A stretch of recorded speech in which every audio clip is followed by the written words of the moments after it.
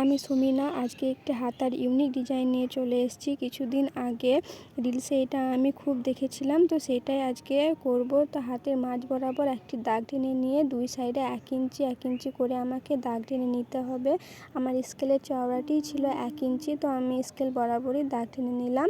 মোহরির দিক থেকে একটু একটু বাদ দিয়ে পুরোটাই 1 ইঞ্চি 1 ইঞ্চি করে বক্সের মতো করব। তো এই দেখো পুরোটাই হয়ে গেছে। তো পাতা শিরার মতো এভাবে আমাকে দাগ টেনে নিতে হবে। একটা ঘর বাদ দিয়ে পুরোটাই আমি দাগ টেনে নিয়েছি। একটা ঘর বাদ, তারপর অপরটি, তারপরে একটা ঘর বাদ, তারপরে অপরটি। এইভাবে দেখো সম্পূর্ণটাই দাগ টেনে নিচ্ছি। তো এইভাবে আড়াআড়িভাবে সুই সুতোর মাধ্যমে আমি সেইগুলোকে সেলাই মারবো।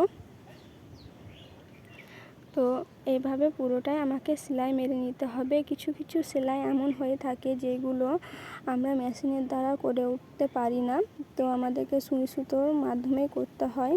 তো সম্পূর্ণটা এভাবে করে নিতে হবে।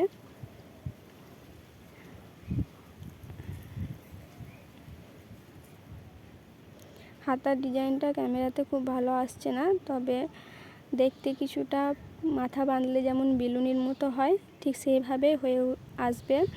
তো এই দেখো ছোট ছোট প্লেটস আবার কুচি আমি সাইডে সাইডে দিয়ে দেবো, কারণ এগুলো দিলে পরে যে ডিজাইনটা আসে সেটা খুব ভালোভাবে ফুলে থাকে। তো সেগুলো আমি দিয়ে দিলাম।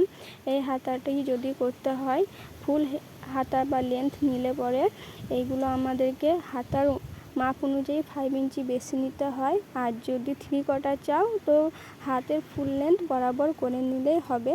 তো কি সুন্দর একটা ডিজাইন এইভাবে হয়ে আসবে। তো সম্পূর্ণটা হয়ে গেলে খুব সুন্দর দাঁড়াবে ডিজাইনটি, এইভাবে চলে আসবে। দেখো এইভাবে কুচিগুলো ঠিক থাক থাক হয়ে পড়ে থাকবে।